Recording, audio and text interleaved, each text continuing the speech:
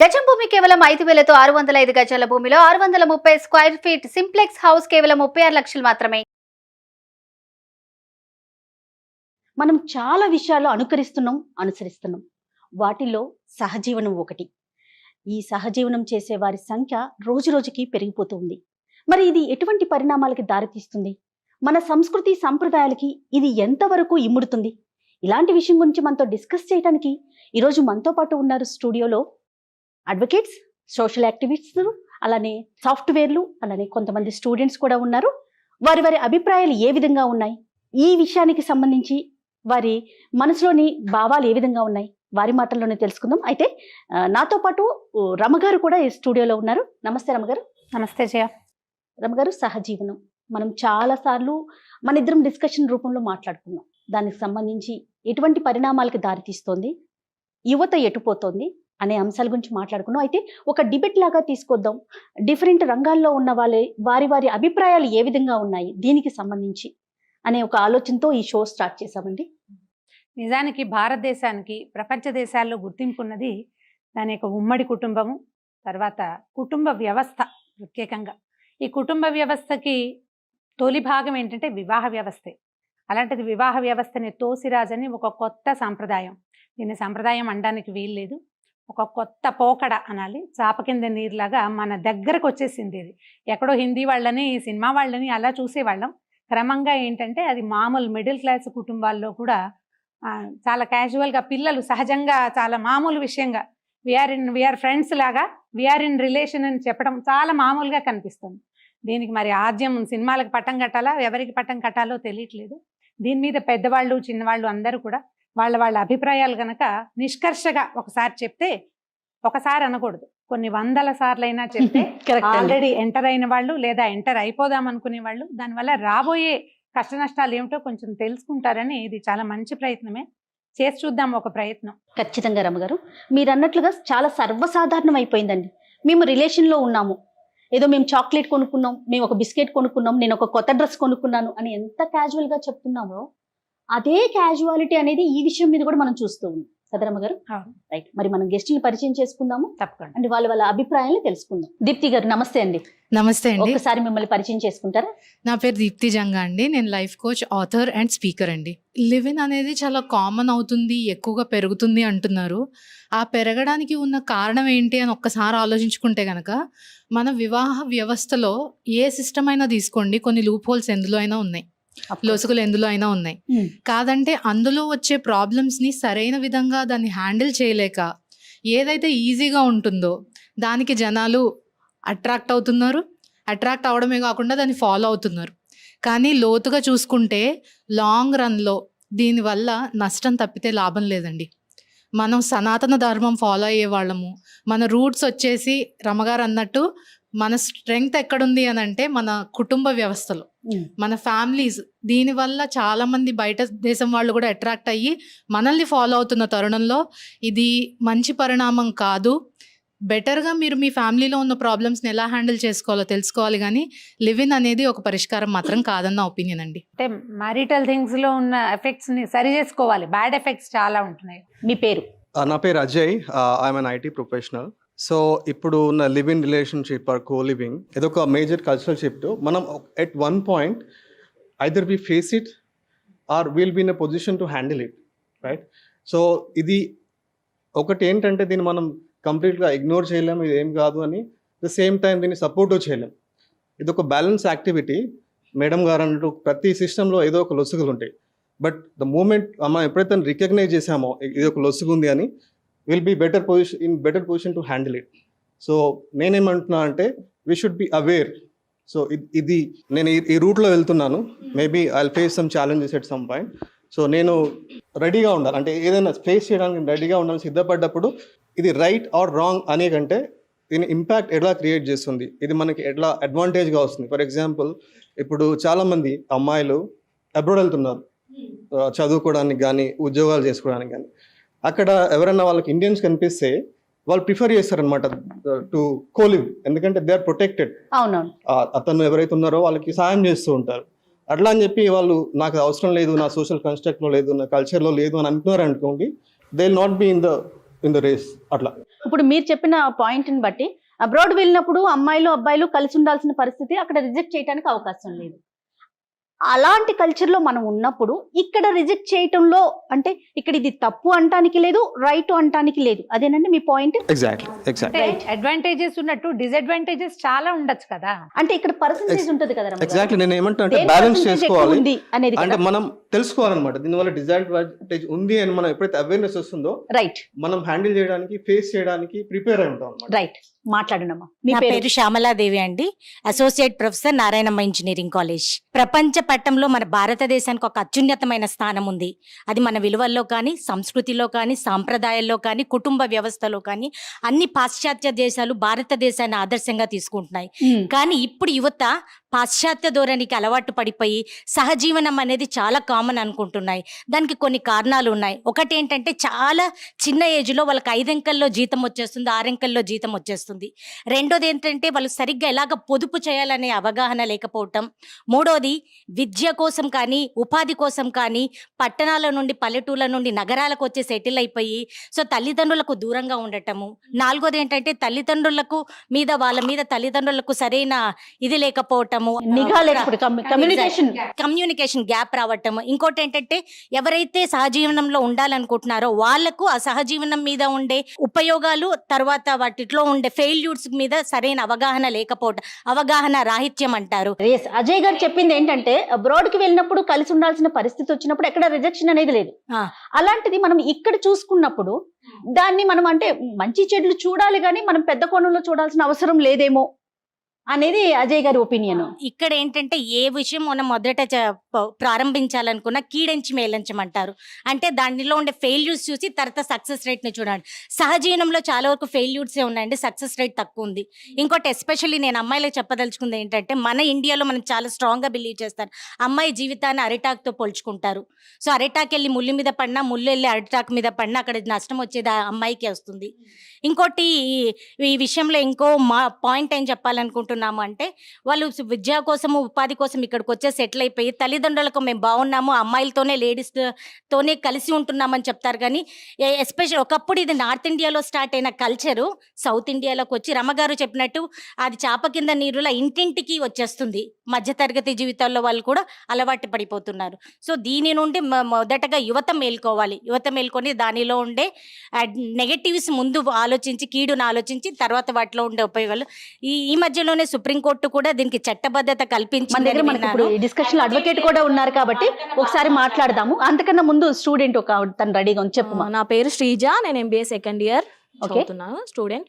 So ఇప్పుడు మీరు ఉండొద్దు అని అంటున్నారు కదా, సో ఎవరికి నచ్చింది వాళ్ళు చేసుకోవచ్చు అని మనకి గవర్నమెంటే చెప్పింది. ఓకే, మరి అబ్రాడ్స్లో చేసేటప్పుడు లేనిది ఇండియాలో ఎందుకు? మనకు కొన్ని సాంప్రదాయాలు, కట్టుబాట్లు, కుటుంబ వ్యవస్థ ఉంది. పాశ్చాత్య దేశాలన్నీ సో ఆదర్శంగా ఏవి తీసుకున్న- పాటిస్తున్నాం మనం సాంప్రదాయాలు అంటే? మనం పాటించాలనుకుంటే అన్ని పాటించాలి. మన ముత్తాతలు సహజీవనం అనే కాన్సెప్ట్ లేదు.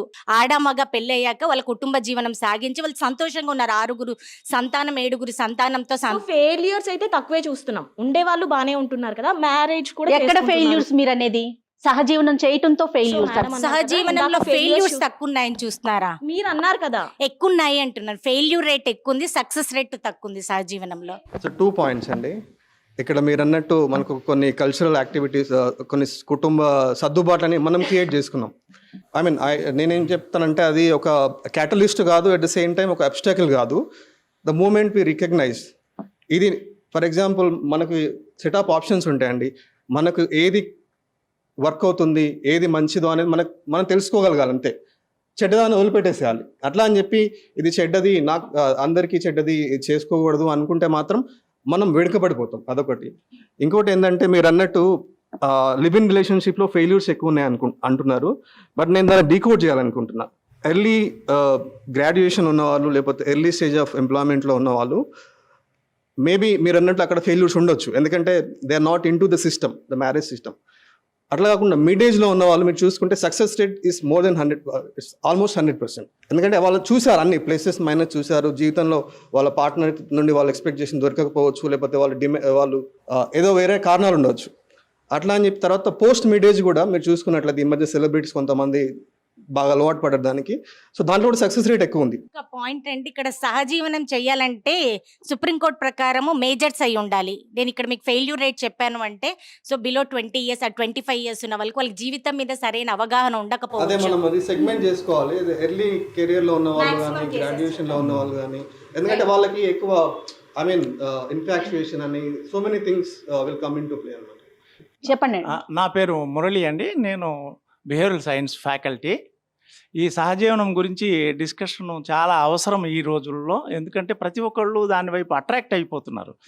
ఎందుకంటే అంటే పెళ్ళిళ్ళలో 2-3% మాత్రమే ఫెయిల్యూర్స్ కనపడుతున్నాయి అన్నమాట.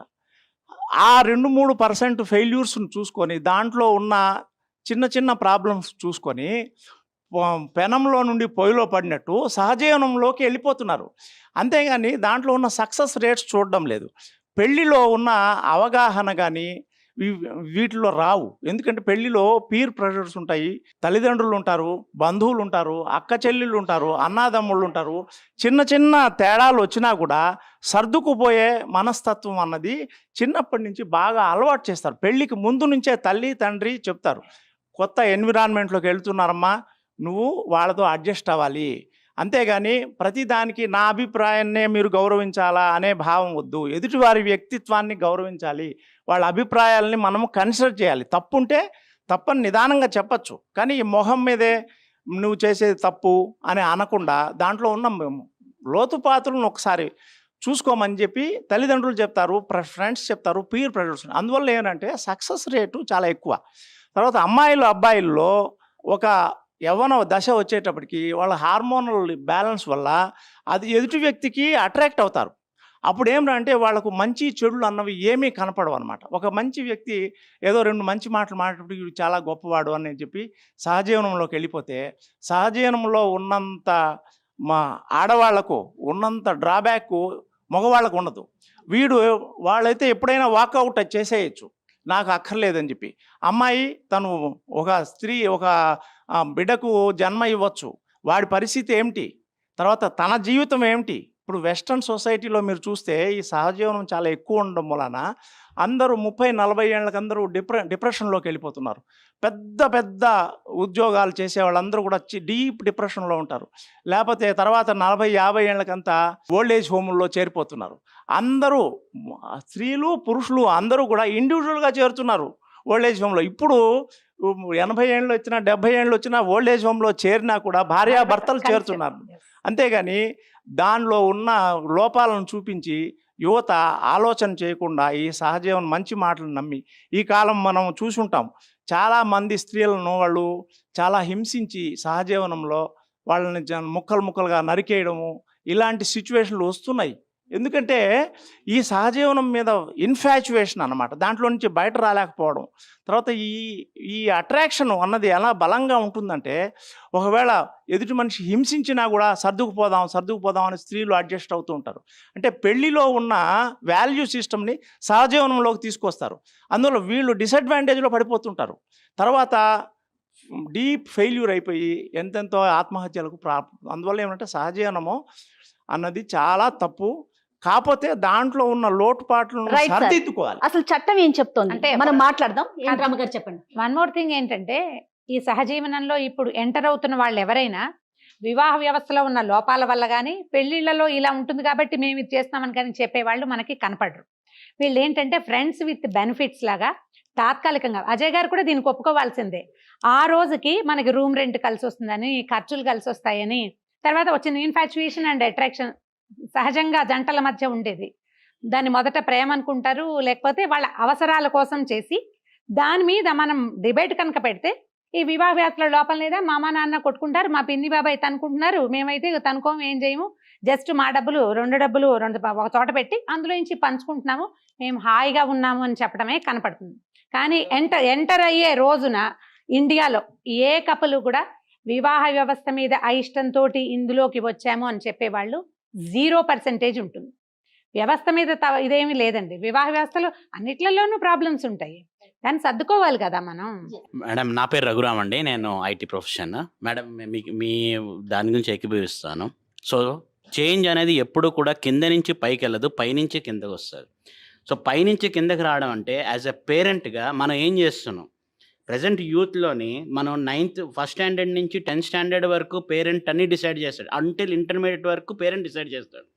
ఆఫ్టర్ దేర్ జాబ్స్ ఏ రోజన్నా మనం కూర్చొని నువ్వు ఎక్కడుంటున్నావు, నువ్వు ఏం చేస్తున్నావు, నువ్వు ఏం చేయాలనుకుంటున్నావు, నువ్వు ఎవరితో ఉంటున్నావు, నీ జీవిత భాగ్యం ఎవరు అనేది మనం చాలా తక్కువ. టైం లేదు, వాళ్ళకి కూడా ఇష్టం లేదు మనతో డిస్కస్ చేయడానికి. అంటే So- పేరెంట్స్ కి టైం ఉండట్లేదు అంటున్నారా? లేదు, ఈదర్ సైడ్ నేను కూడా ఒప్పుకుంటా.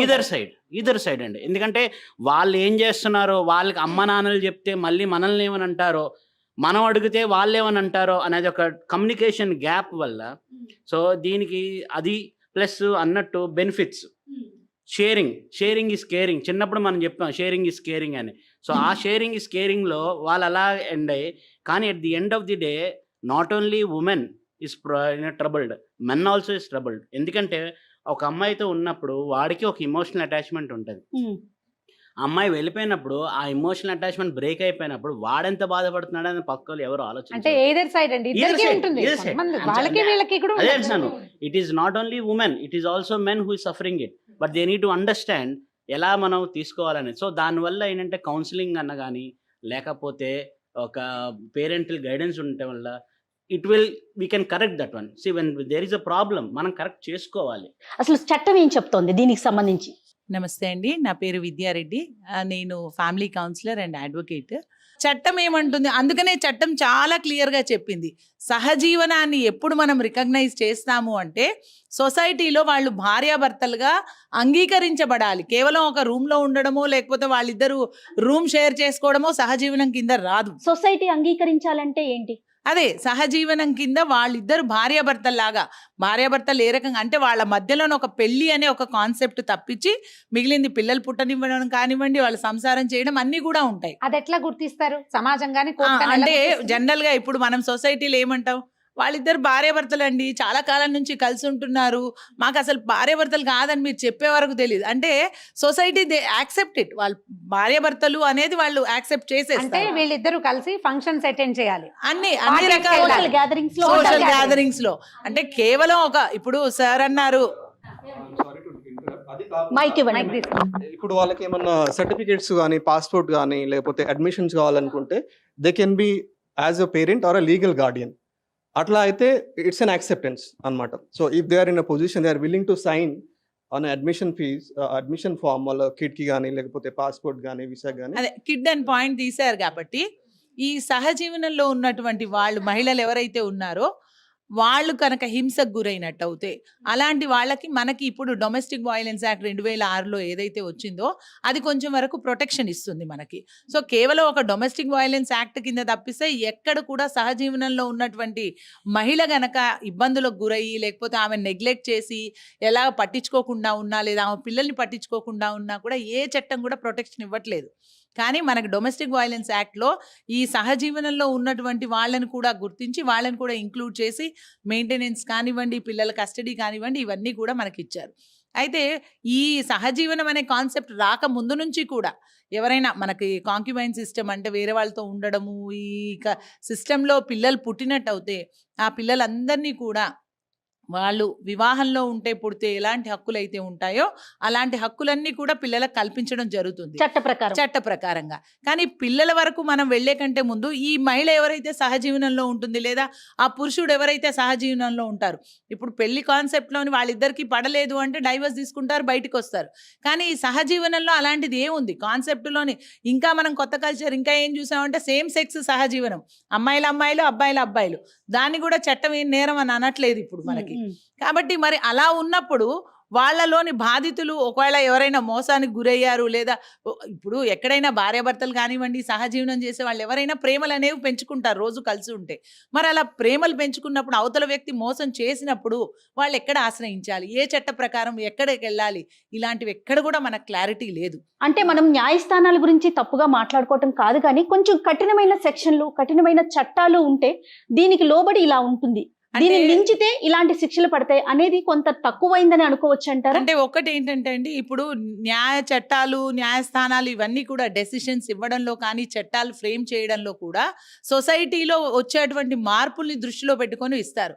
సో అలాంటి ఒక భాగంగానే మనకు సుప్రీంకోర్టు నుంచి డెసిషన్స్ ఈ లివింగ్ రిలేషన్షిప్స్ తప్పు కాదు అనేది ఒకటి వచ్చింది. అంటే మనం హెడ్లైన్స్ లోకి వెళ్తాం కదా.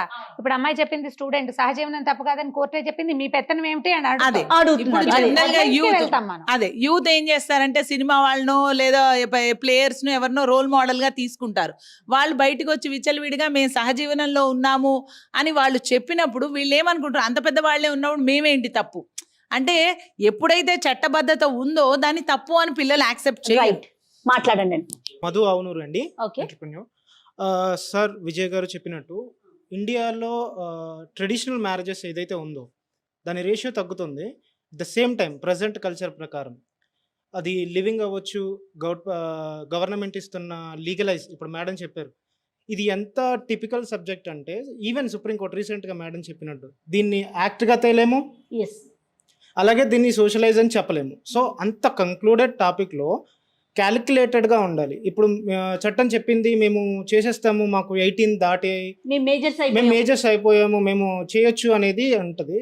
ఎట్ ద సేమ్ టైం దాంట్లో ఎంత రిస్క్ ఉంటుంది, ఒక ఉమెన్ ఎలా ఆలోచించాలి, ఒక మెన్ ఎలా ఆలోచించాలి. ఇప్పుడు మేడం ఒక వ్యాలిడ్ పాయింట్ చెప్పారు, ఎలాంటి గౌట్ మీకు సపోర్ట్ చేయదు యాక్ట్ లేదన్నప్పుడు మీ లైఫ్ ఏంటి. సో అలాంటప్పుడు క్యాలిక్యులేటెడ్గా ఉండాలి.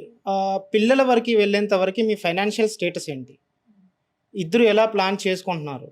ఒకవేళ మీరు చెడించి మంచించాలి అనేది అన్నారు కదా, సో అది ముందు చెడుగా చూసుకొని అది వెళ్ళాలి. At the same time friends with benefit, madam తప్పుగా అనుకోవద్దు, ఫ్యామిలీస్ కూడా విత్ బెనిఫిట్స్ మ్యారేజెస్ అలాగే జరిగాయి. అండ్ లివింగ్ ఇది గంధర్వం నుంచే ఉంది, మన చరిత్రలోనే ఉంది, కొత్తగా అది లేదు లేదండి, మీరు గాంధర్వాన్ని దీన్ని కలపకండి, Okay. అది వేరే కదా. టైప్ ఆఫ్ దాన్ని తీసుకొని ఒక్క నిమిషం అండి, ఇప్పుడు మీరు చెప్పిన పాయింటే ఆడవాళ్ళు మగవాళ్ళు ఆలోచించాలి. ఏంటి, మగపిల్లలు ఆలోచించాలి, ఆడపిల్లలు కూడా ఆలోచించుకోవాలి. దీనివల్ల వాళ్ళే ఎక్కువగా ఆలోచించాలి. ఈ ఆలోచించేది ఎప్పుడు వస్తుందండి, మీకు ఒక 25-26 సంవత్సరాలు వచ్చి నీ అంతటి నువ్వు ఏదైనా చిన్న దెబ్బ తగిలితే జ్వరం వస్తే అమ్మా అనని స్టేజ్ వచ్చేదాకా మీరు ఆలోచిస్తారు. ఈ 26-27 వచ్చాక చేసే లివిన్ అజయ్ గారు చెప్పినట్టు సక్సెస్ అవుతుంది, అవకాశం ఉంది ఎక్కువగా, 50% పైన సక్సెస్ అవ్వచ్చు. కానీ ఇప్పుడు లివిన్ ఎలా ఉందండి, చిన్న పిల్లలు చేస్తున్నారు. ఇప్పుడు ఈ పిల్లలకి ఎట్లా తెలుస్తుంది? దీనికి చట్టబద్ధత ఇవ్వటం వల్ల వచ్చిన పెద్ద ప్రాబ్లం ఏంటంటే, వీళ్ళు వినండి, లెట్ మీ కంప్లీట్. ఈ హెడ్లైన్ మాత్రం చూసి సహజీవనం దట్టు మేజర్ అంటే మనం 18కే మేజర్ని చేస్తాం. 18 కాదు, ఆడపిల్ల 12-13 ఏళ్ళకి, మగపిల్లాడు 17 ఏళ్ళకి సంసార జీవితానికి పూర్తిగా అర్హులే. వాళ్ళు సంతానాన్ని కూడా కనొచ్చు. మనం చిన్నప్పుడైతే మా మదర్కి 10 ఏళ్ళకి పెళ్ళైంది, 14 ఏళ్ళకి మా అక్కయ్య పుట్టింది, అలాంటి వాళ్ళు ఎంతమంది ఉన్నారు కదా. కాకపోతే ఏంటంటే వీళ్ళు ఒక రిలేషన్ ఒకటి నిభాయించడానికి సరిపడా మెచ్యూరిటీ లెవెల్స్ 25 సంవత్సరాలు పైబడితే గానీ వీళ్ళకి రావు. ఇప్పుడు ఈ 18 నుంచి 25కి 7 సంవత్సరాలు ఒక పెద్ద గ్యాప్ ఉంది చూడండి. ఈ లోపలే వీళ్ళు గోతుల్లో పడిపోతారు. 3 ఏళ్ళు కలిసి ఉన్నారు, మీ ఇద్దరు సెపరేట్ అయిపోయారు. అయిపోయిన తర్వాత మీరు యూజ్ చేయబడ్డామని అనిపించదా మీకు? అయితే ఇప్పుడు పెళ్లి చేస్తారు పేరెంట్స్, ఒక 1-2 ఇయర్స్కి డివోర్స్ అయిపోతాయి ఏదో ప్రాబ్లం వల్ల. అప్పుడు మళ్ళీ సెకండ్ మ్యారేజ్ చేస్తారు పేరెంట్స్. అప్పుడు యూజ్ అండ్ థాట్ రాదా పేరెంట్స్కి? ఫెయిల్యూర్స్ అయితే తక్కువే చూస్తున్నాం, ఉండేవాళ్ళు బాగానే ఉంటున్నారు కదా. మ్యారేజ్ కూడా ఎక్కడ ఫెయిల్యూర్స్ మీరు అనేది? సహజీవనం చేయటంతో ఫెయిల్యూర్స్. సహజీవనంలో ఫెయిల్యూర్స్